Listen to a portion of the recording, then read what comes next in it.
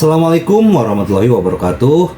Salam sejahtera buat kita semua. Semoga kita semua dalam keadaan sehat jasmani dan rohani, tidak kekurangan satu apapun. Amin ya robbal alamin. Oke, Mimin akan melanjutkan cerita Liontin Giok Naganya. Bab 1341 sampai bab 1345. Keterampilan medis di negara timur kuno. Dr. Gang Fu mendengus. Oke, aku akan melakukan apa yang kamu katakan. Setelah itu, semua orang masuk ke ruangan.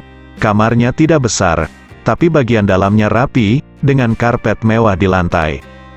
Kamarnya tidak terlalu besar, Anda bisa melihat tempat tidur rumah sakit di dalamnya, dan seorang wanita tua sedang berbaring di tempat tidur.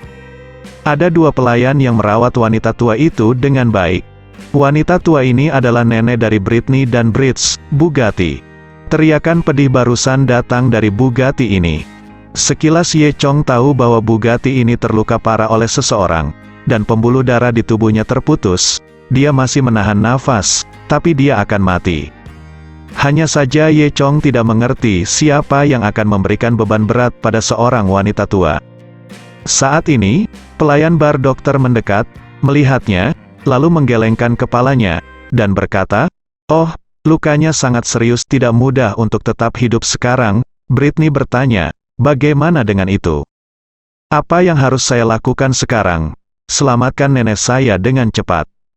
Pelayan dokter menggelengkan kepalanya, "Saya khawatir akan sangat sulit untuk menyelamatkan nyawanya.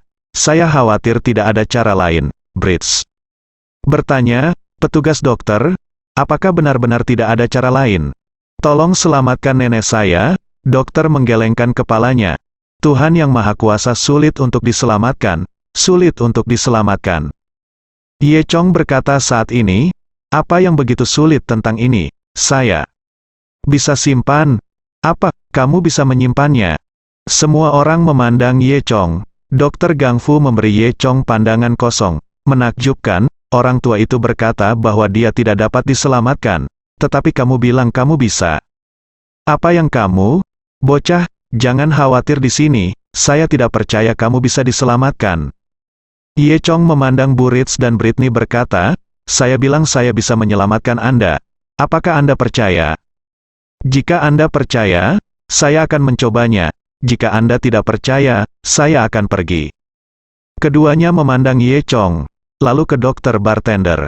Awalnya, mereka lebih mempercayai dokter. Namun, Dr. Hashio sudah mengatakan bahwa tidak mungkin. Tetapi Ye Chong mengatakan itu bisa diselamatkan. Mungkinkah mereka salah? Anak ini yang asli, bagaimanapun. Karena saya memiliki kesempatan sekarang, tentu saja saya harus mencobanya. Memikirkan hal ini, Blitz berkata, "Kalau begitu minta Tuan Ye untuk menyelamatkan nenek kita." Kemudian, Ye Chong mengeluarkan sekotak jarum perak, berjalan ke Bugatti, dan memulai akupuntur. Seni akupuntur dan moksibusi dalam pengobatan Tiongkok adalah inti dari pengobatan Tiongkok di Tiongkok, di mana orang-orang Mao ini pernah melihatnya. Semua orang bertanya dengan takjub, "Apa yang dilakukan ini?" Britney bertanya dengan rasa ingin tahu. Iya, Pak, apa yang kamu lakukan?" Ye Chong berkata, "Ini disebut akupuntur. Ini adalah teknik medis yang diturunkan dari negara Oriental kuno. Ini sangat kuat, dokter." Di sebelahnya tampak sangat menghina. Saat berbicara, Ye Chong telah melakukan satu set akupuntur yin yang dan 5 elemen. Saat ini, tubuh Bugatti diselimuti jarum perak. "Berpura-pura menjadi hantu," kata dokter. Ye Chong mengabaikan Dr. Gang Fu. Setelah dia menyelesaikan akupuntur, Ye Chong menemukan beberapa bahan obat dari senjata ajaib luar angkasa, termasuk kayu manis, kayu yang menghilangkan pembusukan dan meregenerasi otot, dan menghidupkan kembali. Awalnya dia ingin merebus obat, tetapi di rumah orang Mao tidak ada obat untuk merebus. Bahkan penanak nasi pun tidak, hanya oven dan sejenisnya, yang tidak cocok untuk merebus obat. Tidak ada cara lain, Ye Chong hanya bisa menghancurkan obat-obatan ini, dan memberikannya mentah-mentah kepada Bugatti. Kemudian, Ye Chong menepuk alis Bugatti, dan menuangkan aura naga dan phoenix. Udara naga dan phoenix segera menyebar ke tubuh Bugatti dengan efek pengobatan yang kuat. Kemanapun dia pergi, meridian Bugatti berangsur-angsur pulih. Beberapa menit kemudian, Bugatti terbatuk 2 kali dan bangun perlahan. Keterampilan medis Cina Ye Chong membuat orang Inggris, Britney, dan lainnya terlihat bodoh. Bangun, bangun, nenek sudah bangun, lihat, kulit nenek jauh lebih baik. Kali ini, dokter berhenti bicara, dan menatap Bugatti dengan mata lurus. Dia bisa melihat bahwa Bugatti memang semakin baik. Saat ini, Bugatti dapat berbicara, "Hei, tubuhku sangat sakit. Apa yang terjadi? Dia baru saja sekarat." Tetapi sekarang dia berbicara dengan amarah, "Kenapa aku sangat tidak nyaman?" Bugatti melihat sekeliling, "Mungkinkah kamu ingin menyakitiku?" Britney berjalan mendekat dan berkata, "Nenek, kamu sudah bangun, enak sekali." Jawab Bugatti sebentar, tidak menjawab, "Apa yang terjadi?" "Nenek, kamu lupa, ketika kami berada di Taman Baichang, kami diserang oleh seseorang. Anda terluka parah dan hampir mati. Untungnya, murid dari dokter ajaib ini menyelamatkan Anda." Bugatti secara bertahap mengingat, "Oh, ya, hanya untuk manik yang rusak itu, bajingan ini, jika Anda berani melakukan sesuatu kepada saya. Anda benar-benar berpikir keluarga B kami mudah diganggu, bukan? Nah, karena itu masalahnya, saya tidak akan sopan lagi kepada mereka." Dia memandang Britney, "Britney, cepat pergi, panggil semua orang, aku ingin menyerang keluarga A." Singkatnya, memang ada semacam dominasi bos keluarga. Britney membujuk, "Nenek, jaga tubuhmu dulu, dan tidak akan terlambat sebelum kita mulai." Kemudian Bugatti mendengus, dengan ekspresi amarah yang tidak bisa dihilangkan. Ye Chong berkata, "Sekarang hanya perlu istirahat setengah bulan untuk pulih." Britney buru-buru berterima kasih kepada Ye Chong. Pada saat ini, Brits menatap dokter, dan memarahi. "Oke, bajingan tua, itu benar-benar palsu. Bahkan seorang murid dokter jenius dapat menyembuhkan penyakit nenek. Tetapi Anda benar-benar memberitahu saya bahwa Tuhan sulit diselamatkan. Untungnya, saya tidak mempercayai Anda orang tua, kalau tidak, aku akan tertipu olehmu." Dokter Gangfu buru-buru ingin menjelaskan, "Tidak, tidak, saya bukan pembohong, ini, saya. Tapi faktanya ada di depan kita, itu memang penyakit yang tidak bisa dia sembuhkan." Dan Ye Chong menggunakan metode yang sangat aneh untuk mengobatinya. Metodenya sembuh dengan cepat, dan penjelasan apapun yang dia berikan kosong. "Kamu pembohong tua, kamu masih keras kepala, lihat apakah aku tidak memukulmu sampai mati hari ini." Blitz memarahi. Saat ini, Ye Chong melambaikan tangannya, terlihat sangat serius, dan berkata, "Lupakan saja, lelaki tua ini hanyalah pembohong, dan sepertinya itu tidak mudah. Dia harus keluar untuk mendapatkan uang di usia yang begitu tua, dan dia telah melakukan perjalanan jauh-jauh ke sini, bekerja, beri saja dia uang." Mendengar pengejaran Ye Chong untuk penyempurnaan, Blitz mendengus dan berkata, "Baiklah, Tuan Ye, Anda benar-benar baik." Dia menatap dokter dan berkata, "Terima kasih kepada Tuan Ye yang memohon untuk Anda.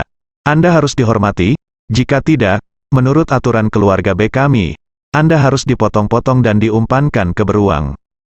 Keluarga B adalah keluarga gangster di kota kecil Kaduer. Ini sangat kuat dan memiliki sejarah yang panjang.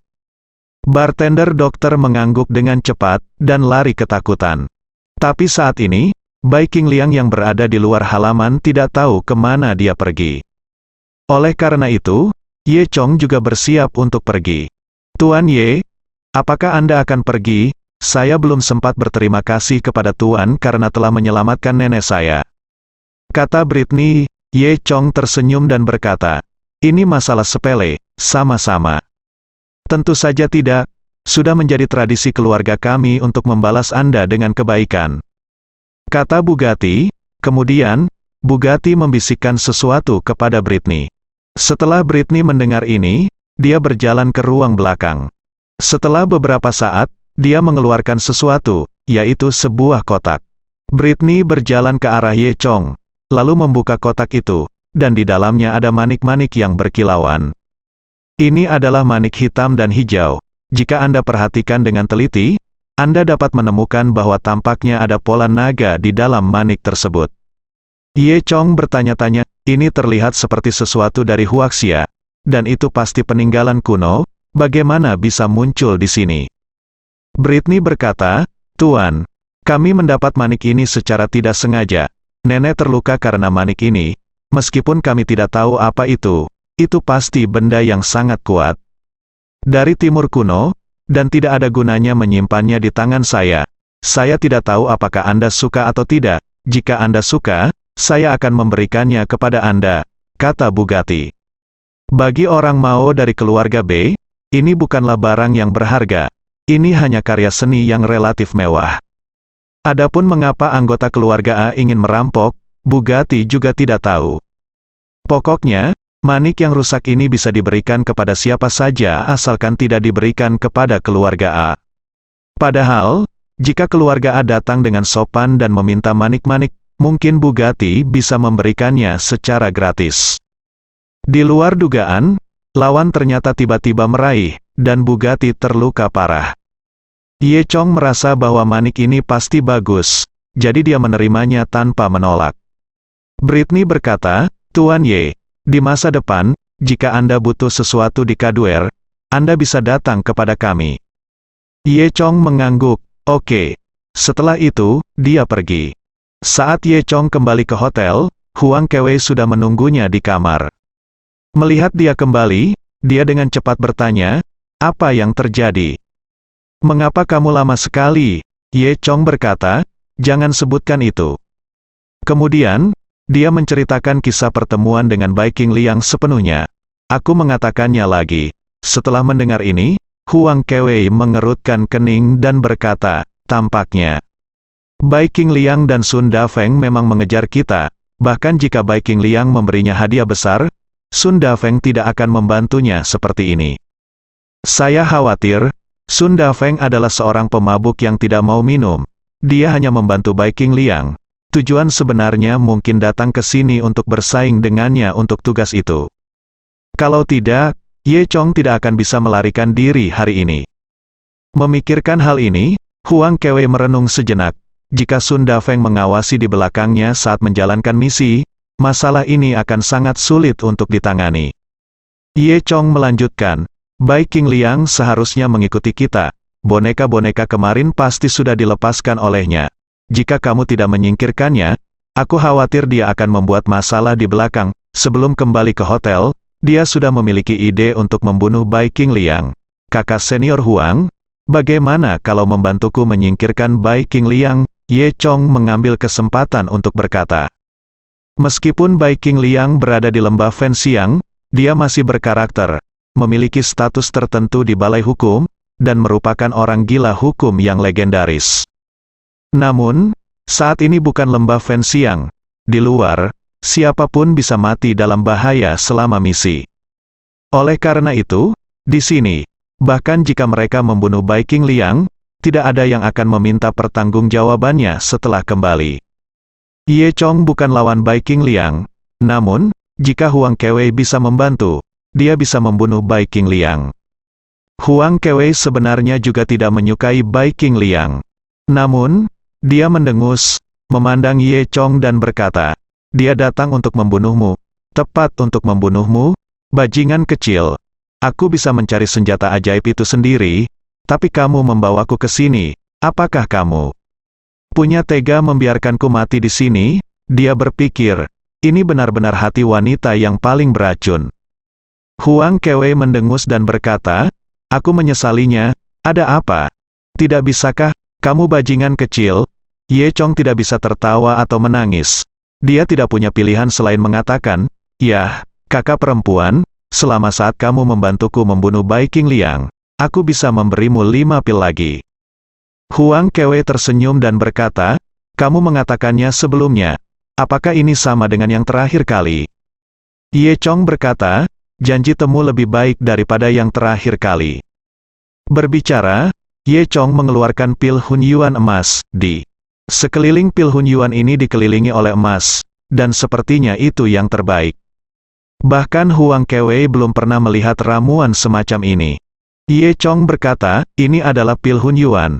Pil yang hanya dapat digunakan oleh prajurit tingkat Xuan. dan efeknya lebih dari 3 kali lipat dari pil pengumpulan Qi sebelumnya. Huang Kewe sangat gembira, 1 mengungguli 3 sebelumnya. Jika ada 5, itu setara dengan 15 pil pengumpulan Qi. Matanya berbinar, jika Ye Chong mengeluarkan obat yang begitu bagus sebelumnya, dia bahkan akan berkorban sedikit dan menerima baptisan air suci dengan Ye Chong lagi. Huang Kewe tampaknya takut akan penyesalan Ye Chong. Dia meraih ramuan di tangan Ye Chong dan berkata, "Ini adalah depositnya.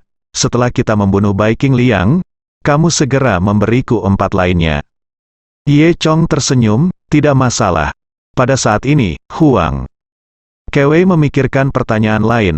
Namun, Bai Qing Liang dan Sun Dafeng itu bersama. Jika mereka berdua bekerja sama, saya bukan lawan mereka, Ye Chong berkata. "Kakak senior, aku bisa membantumu." Huang Kewe mendengus dan berkata, "Karena kamu, aku sebenarnya sedikit lebih kuat dari gabungan mereka berdua. Tetapi karena keberadaanmu, mereka sedikit lebih kuat dari kita." Ye Chong terdiam, berpikir bahwa yang dimaksud Huang Kewe adalah membenci kultivasinya sendiri.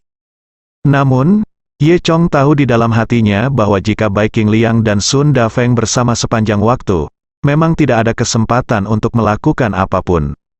Sun Dafeng bagaimana mengatakannya, dia juga murid peringkat ke-7 di pelataran luar. Huang Kewe hanya peringkat 10.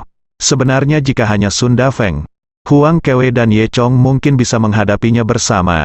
Namun, jika 2 lawan 2, Huang Kewe dan Ye Chong tidak memiliki peluang untuk menang. Oleh karena itu, membunuh Bai Qing Liang satu persatu akan bermanfaat untuk tugas lanjutan mereka. Setelah itu, Ye Chong berpikir sejenak dan berkata, ada cara untuk menarik Bai Qing Liang ini sendirian. Huang Kewe bertanya, "Apakah ada cara?" Ye Chong sedikit tersenyum, "Kamu akan tahu besok." Keesokan harinya, Ye Chong membawa Huang Kewe dan mereka berdua datang ke kasino di kota Kaduer.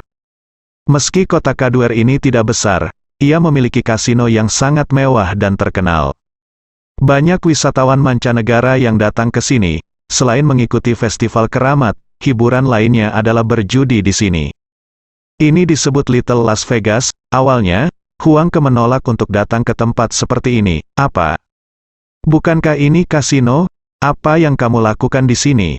"Orang baik tidak datang ke sini," Ye Chong berkata sambil tersenyum. "Kamu ikut saja denganku." Jelas, Huang Ke belum pernah ke tempat seperti itu untuk satu-satunya waktu. Setelah bergegas masuk dengan Ye, dia melihat sekeliling dengan rasa ingin tahu dan hati-hati.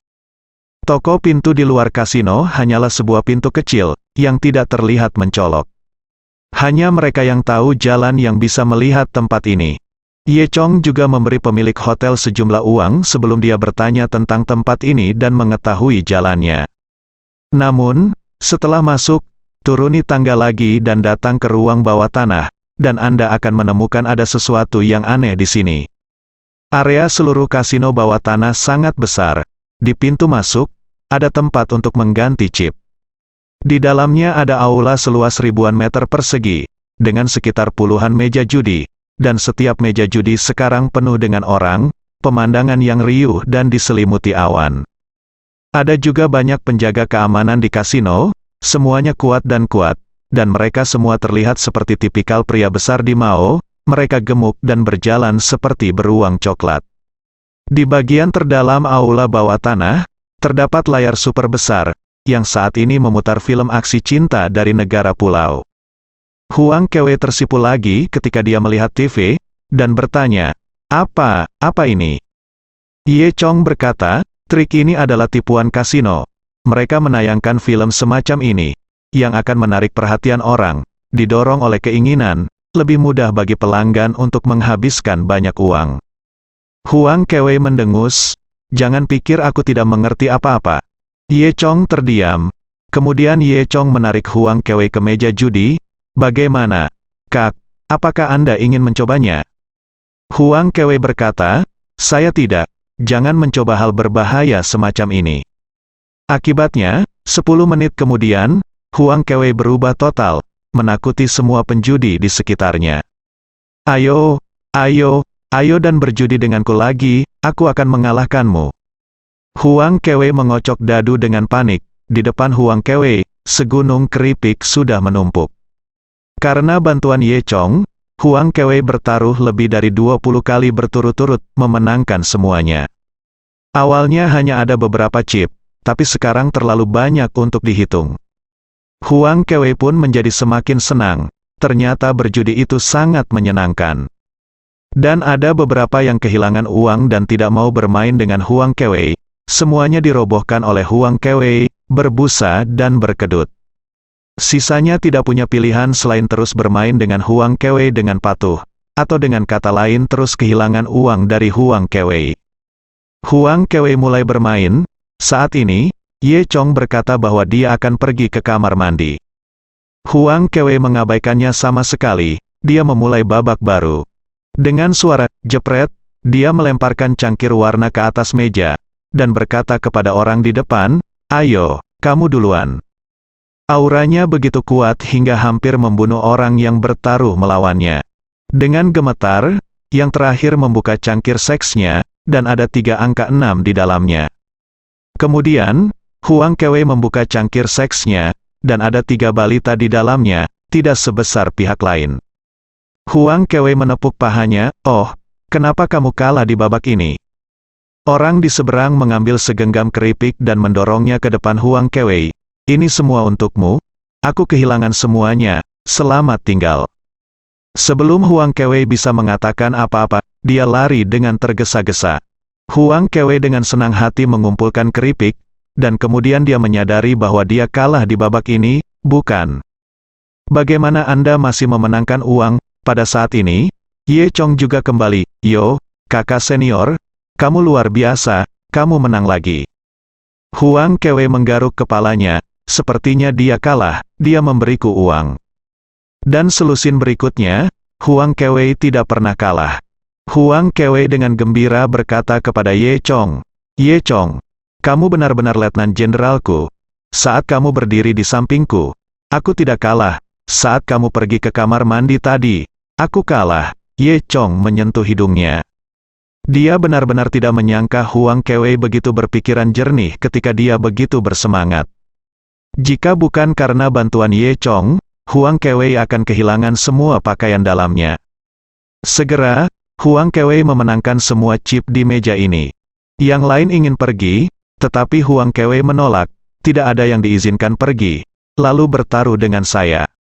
Beberapa orang di seberang memohon belas kasihan, "Oh, kakak, kami tidak punya uang, kami kehilangan semua." Huang Kewei menepuk meja, "Kamu harus berjudi, jika kamu kehilangan semua keripikmu, bukankah kamu masih punya pakaian? Jika kamu kehilangan semua pakaianmu, kamu masih memiliki nyawamu, istrimu, rumah dan harta bendamu, kamu bisa kehilangan mereka semua." Ketika Huang Kewei mengatakan ini, dia menakuti semua orang. Segera, semua orang mendengar bahwa ada dewa penjudi di sini, dan semua orang datang untuk menonton. Ketika semua orang melihat segunung keripik di depan Huang Kewei, mereka semua menjadi iri. Dan keseruan di sini akhirnya menarik perhatian pihak kasino. Pada saat ini, seorang pria kuat berjas dengan janggut berjalan mendekat. "Nona, dari pakaianmu, kamu seharusnya orang luar, kan? Aku tidak menyangka kamu begitu pandai berjudi." Pria kekar berjas itu berkata dengan dingin, melihat tumpukan keripik yang menumpuk di depan Huang Kewei. Huang Kewei mendengus, "Benar, saya terlahir sebagai penjudi." Pria kuat berjas itu tampak menghina, bagaimana orang normal bisa memenangkan uang di kasino? Semua orang di kasino kalah, dan pada akhirnya semua uang jatuh ke tangan kasino. Pria kekar berjas itu yakin orang seperti Huang Kewei yang terus-menerus memenangkan uang pasti curang. Memikirkan hal ini, pria kekar bersetelan itu berkata dengan tenang, "Oke, cantik, bagaimana kalau saya bertaruh beberapa kali?" Kemudian, pria kekar berjas itu meminta seseorang untuk membawakan 2 kotak keripik. Huang Kewei menyeringai dan berkata sambil tersenyum, "Oke, melihat betapa tulusnya kamu, aku akan bertaruh denganmu." Saat dia berbicara, Huang Kewei mendorong semua keripik di depannya. Setiap kali, Huang Kewei bertaruh pada semua chip, jadi dia bisa menggandakan dan mendapatkan kembali dengan sangat cepat. Melihat bahwa satu-satunya gerakan Huang Ke adalah semua keripik, pria kuat bersetelan itu mengubah ekspresinya. Namun, dia tidak terlalu takut, dia punya banyak chip, dan pria kekar berjas mempertaruhkan jumlah chip yang sama.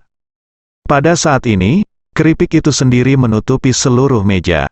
Semua orang di sekitar berseru, ini hanyalah pertaruhan. Uang yang diwakili oleh chip ini tidak kurang dari 100 juta. Dua orang lebih kecil dari ukuran saringan, Huang Kewei berguncang untuk waktu yang lama, lalu membanting ke atas meja. Lihatlah berapa banyak yang dimiliki wanita tuaku. Huang Kewei berkata dengan percaya diri, lalu mengangkat cangkirnya. Saya melihat bahwa jumlah dari 3 dadu di dalamnya hanya 345. Pada saat ini, pria kuat bersetelan itu tersenyum tipis. Sepertinya milikmu tidak besar. Pria kekar berjas ini juga ahli dalam perjudian.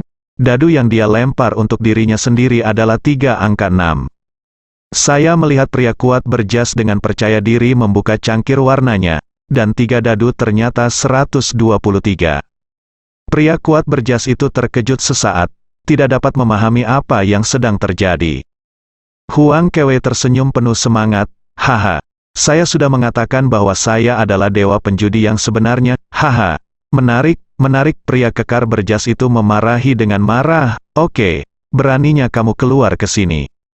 Saya pikir Anda tidak ingin hidup lagi, mari kita lihat bagaimana Anda mati hari ini.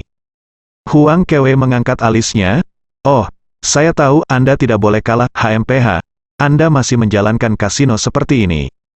Pria berotot bersetelan itu menamparkan meja, kentut, aku tidak akan menghukummu hari ini, kamu tidak tahu seberapa kuat kakek, ayo, tangkap cewek ini untukku. Kemudian, sekelompok kasino preman bergegas keluar dari sekitar, masing-masing sekuat orang kuat, mengelilingi Huang Kewei dan Ye Chong seperti beruang grizzly. Semuanya berjanggut besar dan membawa tongkat di tangan mereka. Melihat postur ini, orang lain di kasino ketakutan dan bersembunyi. Wajah kecil Huang Kewei memerah karena marah, ini pertama kalinya saya berjudi, dan saya tidak pernah menyangka hal seperti ini akan terjadi pada saya. Nah, Anda kasino berhati hitam? Mari kita lihat bagaimana saya berurusan dengan Anda. Aku akan pergi, teriak pria kuat berjas itu. Sekelompok preman semuanya bergegas maju. Kemudian, dalam waktu kurang dari 1 menit, lebih dari 20 preman semuanya dijatuhkan oleh Huang Kewei, dan menghancurkan beberapa meja di sekitar mereka, dan keripik di atas meja berserakan di lantai. Pria kuat berjas itu tercengang, dan berpikir, bagaimana gadis kecil seperti itu bisa begitu kuat? Apakah ini nama negara oriental kuno yang legendaris dan misterius, sejenis kungfu? Ini terlalu kuat, ayo pergi. Saat ini, seorang pria bermata satu tiba-tiba muncul, memegang pistol besi hitam di tangannya, dan mengutuk, apa-apaan, seseorang berani membuat masalah di situs saya, ini mendekati kematian, seperti yang dia katakan. Dia menembak tanpa ragu-ragu, bang. Untuk seorang master yang telah berkultivasi ke level Huang Kewei, mudah untuk menghindari peluru. Huang Kewei dengan mudah menghindari peluru itu, dan di detik berikutnya, sebelum naga bermata satu itu bisa bereaksi, dia sudah mencengkeram kerah naga bermata satu itu. Kemudian, dengan bantingan, dia menjatuhkan Cyclops ke tanah. Organ dalam yang terakhir terguling, dan dia hampir memuntahkan seteguk darah. Ketika Huang Kewei hendak bertarung lagi, Ye Chong menghentikannya, kakak senior, lupakan saja. Huang Kewei berhenti, faktanya, Ye Chong sedang menunggu naga bermata satu ini. Dia bertanya, apakah kamu bos di sini? Cyclops menutupi perutnya dengan ekspresi kesakitan di wajahnya, ya, saya, tidak, kamu bosnya. Siapa namamu? Ye Chong bertanya lagi. Aku, panggil saja aku Lev. Kata Cyclops. Ye Chong tersenyum dan berkata, apakah itu Lev? Izinkan saya memberitahu Anda, Lev, Anda telah membuat teman saya marah. Sangat buruk bagi teman saya untuk marah. Dia tidak akan tenang sampai dia membunuh kalian semua.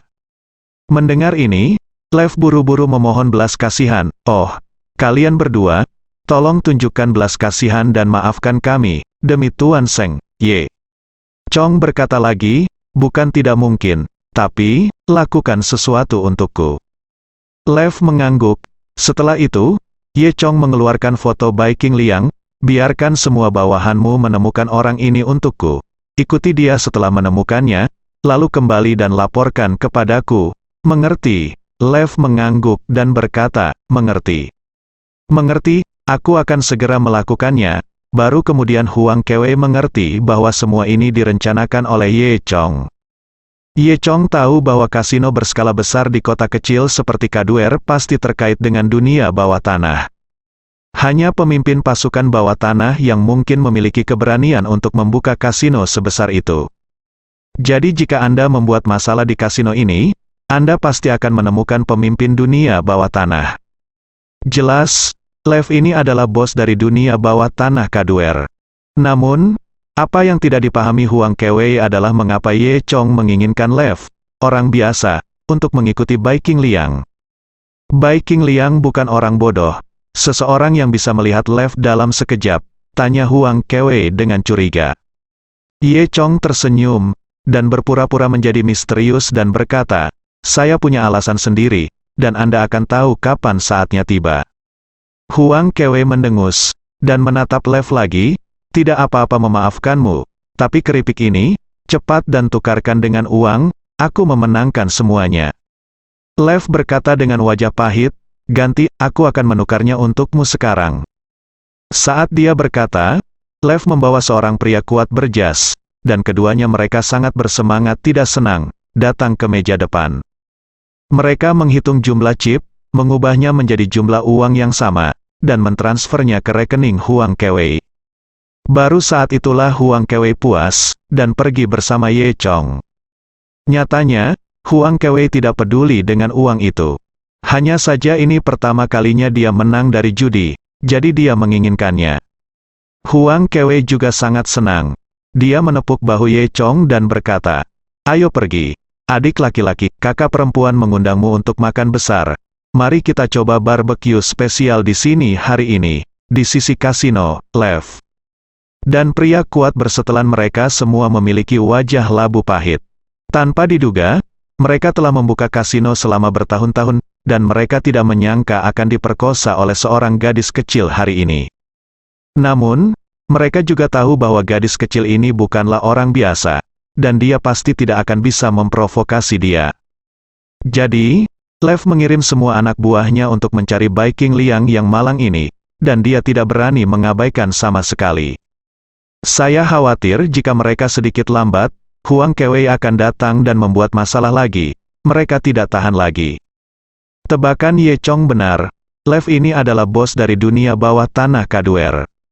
Meskipun, di depan prajurit seperti Ye Chong dan Huang Kewei, dia tampak sangat pemalu. Tapi di dunia orang normal, dia bisa dianggap sebagai raja kecil. Adik laki-lakinya hampir ada di seluruh kota Kaduer. Butuh waktu kurang dari setengah hari bagi mereka untuk menemukan jejak Bai Qingliang.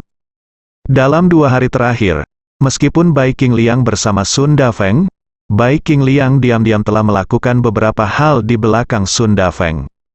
Karena Sun Dafeng tidak mau berurusan dengan Ye Chong dan Huang Kewei sekarang. Paling-paling, dia hanya peduli tentang keberadaan Ye Chong, dan dia tidak peduli tentang hal lain, hanya makan dan minum setiap hari. Ini membuat Bai Qingliang sangat kesal. Bai Qingliang sangat tidak sabar dan ingin membunuh Ye Chong. Namun, tindakan kecil Bai Qingliang ini tidak luput dari pandangan Sun Dafeng sama sekali. 2 hari ini, sikap Sun Dafeng terhadap Bai Qingliang menjadi semakin dingin. Faktanya, di hati Sun Dafeng, dia menjadi semakin tidak puas dengan Bai Qingliang. Karena, Bai Qingliang melanggar perintahnya lebih dari sekali, dan pergi untuk berurusan dengan Ye Chong secara pribadi, dia mungkin mengejutkan ular itu. Sun Dafeng bahkan berpikir bahwa jika Bai Qingliang terus bersikap seperti ini dan benar-benar merusak perbuatan baiknya, dia pasti akan membunuh Bai Qingliang terlebih dahulu. Oleh karena itu, Bai Qingliang kabur secara diam-diam akhir-akhir ini tanpa memberitahu Sun Dafeng. Justru karena inilah Ye Chong dan Huang Kewei memiliki kesempatan untuk memanfaatkannya. Sore ini, Bai Qingliang berkeliaran di jalan sendirian. Kota Kaduer tidak besar, dan dia berpikir mungkin jika dia beruntung, dia masih bisa bertemu Ye Chong seperti kemarin. Namun, hari ini dia tidak beruntung. Sebaliknya, dia mendapati dirinya diikuti. Bai Qingliang tetap tenang dan terus berjalan ke depan. Segera, dia menemukan bahwa satu-satunya orang yang mengikutinya adalah dua orang biasa. Bai Qingliang sangat terkejut. Mengapa orang biasa mengikutinya? Dia terus berjalan maju seolah-olah tidak terjadi apa-apa, dan setelah berjalan lama, dia mengibaskan orang-orang yang mengikutinya. Nyatanya, dua orang yang mengikuti adalah bawahan Lev. Mereka awalnya mengikuti Bai Qingliang, tetapi mereka kehilangannya dalam sekejap mata. Keduanya melihat sekeliling lagi, tetapi tidak dapat menemukannya. Tidak ada cara lain, jadi keduanya tidak punya pilihan selain kembali dan melaporkan masalah tersebut terlebih dahulu. Tapi saat ini, mereka tidak tahu bahwa Bai Qingliang mengikuti mereka. Penguntit menjadi penguntit, Bai Qingliang ingin melihat siapa yang berada di balik trik itu. Di sisi lain, malam itu, Ye Chong dan Huang Kewei keluar dari restoran barbecue setelah makan barbecue spesial. "Ayo kembali ke hotel," kata Huang Kewei. Ye Chong tersenyum, "Kami tidak akan kembali ke hotel, kami akan kembali ke kasino." "Kembali ke kasino?" Huang Kewei tertegun. "Mengapa, Ye Chong?" Tersenyum dan berkata, "Jika Bai Qingliang bukan idiot, kita akan segera bertemu, ini waktunya."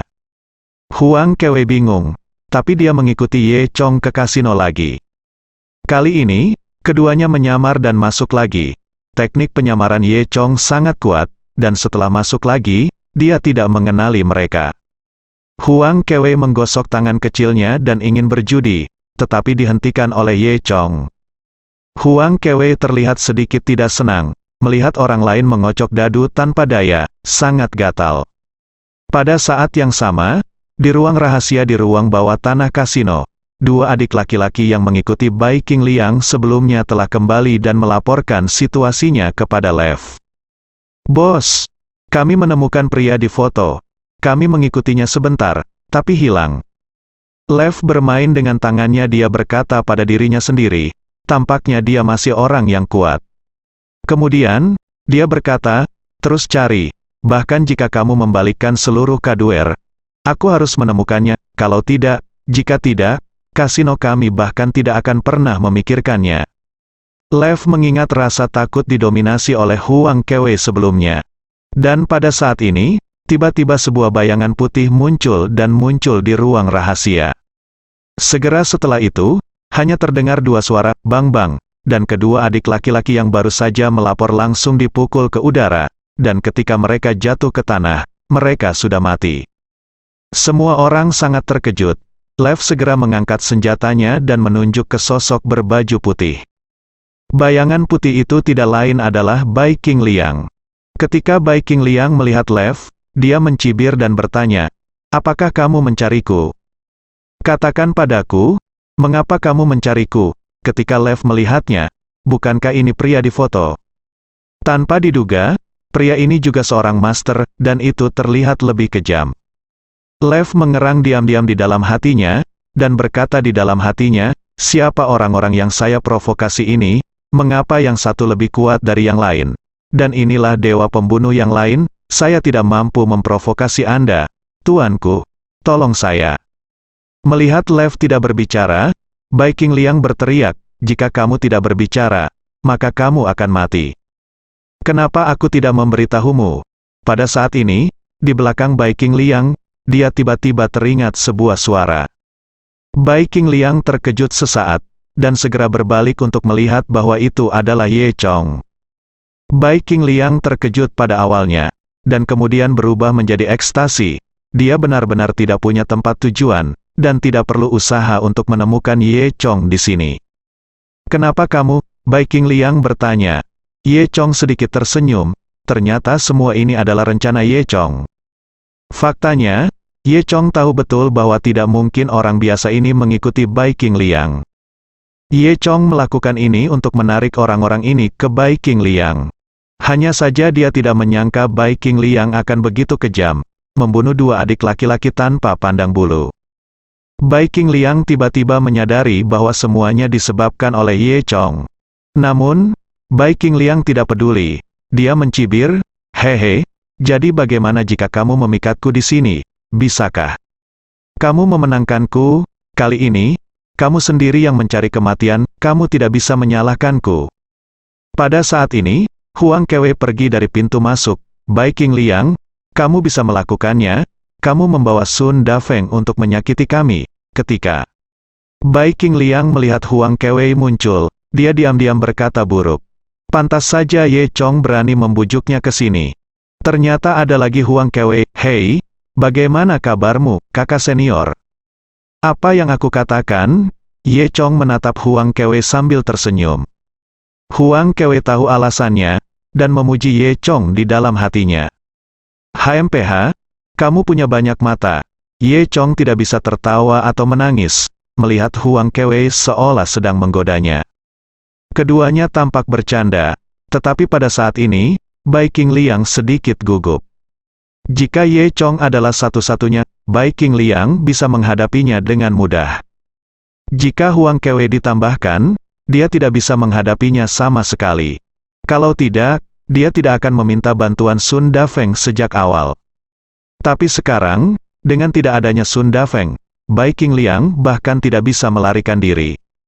Tepat ketika Bai Qingliang sedang berpikir liar, Ye Chong berkata, "Bai Qingliang, hentikan dirimu, jangan sampai kita melakukan apapun, Bai." Qingliang memutar matanya, "Kewe, kita berasal dari keluarga yang sama, biarkan aku pergi kali ini, saya akan dijamin pergi sekarang." "Benarkah, kamu pergi sekarang? Bagaimana dengan Sun Dafeng? Apakah dia akan pergi juga?" tanya Huang Kewe. Bai Mingliang bodoh, dan berkata lagi, "Kewe, bagaimana kalau aku bergabung denganmu dan bergandengan tangan denganmu? Mari kita tangani Sun Dafeng itu bersama-sama." Huang Kewe menggelengkan kepalanya, "Kewe, aku jauh lebih kuat dari Ye Chong. Bersama-sama, kita berdua pasti akan membunuh Sun Dafeng." Lanjut Bai Mingliang, Huang Kewe berkata dengan dingin, "Saya akui bahwa Anda memiliki tingkat kultivasi yang lebih tinggi daripada Ye Chong, tetapi Anda adalah orang yang bermuka dua. Saya bergabung dengan Anda, saya khawatir saya tidak mencari kematian." Bai Mingliang menelan. "Saya ingin menjelaskan sesuatu, tetapi saya tidak bisa berkata-kata. Juga, aku tidak terlalu mengenalmu, jangan panggil aku Kewe." Huang Kewe berkata dengan dingin. Bai Mingliang sangat gugup, dia tahu bahwa jika dia mencoba yang terbaik, dia tidak akan bisa menang hari ini dan pasti akan mati. Oleh karena itu, kami tidak punya pilihan selain melarikan diri dengan membuka celah, mungkin ada kesempatan. Memikirkan hal ini, Bai Qingliang tiba-tiba bergerak dan menyerang Ye Chong. Selama pukulan ini berhasil, dia memiliki kesempatan untuk melarikan diri. Namun, dia mengabaikan kekuatan Huang Kewe. Kekuatan Huang Kewe lebih kuat dari Bai Qingliang. Selain itu, dia meminum 2 pil Ye Chong kemarin, dan kekuatannya telah meningkat ke tingkat yang lebih tinggi. Tepat ketika telapak tangan Bai Qingliang hendak mengenai tubuh Ye Chong, Huang Kewe bergerak dan menggertaknya. Detik berikutnya, telapak tangan putih ramping Huang Kewe menepuk punggung Bai Qingliang. Bai Qingliang dikejutkan oleh kekuatan besar Huang Kewe, dan serangan tubuhnya langsung dibubarkan. Dia terlempar ke arah Ye Chong seperti boneka kain. Ye Chong mendengus dingin, pedang tulang ikan di tangannya menyala dengan dingin. Mengangkat pisau di tangannya, dan memotong Bai Qingliang dengan satu pukulan, jelas dan rapi, sangat sederhana, bersambung.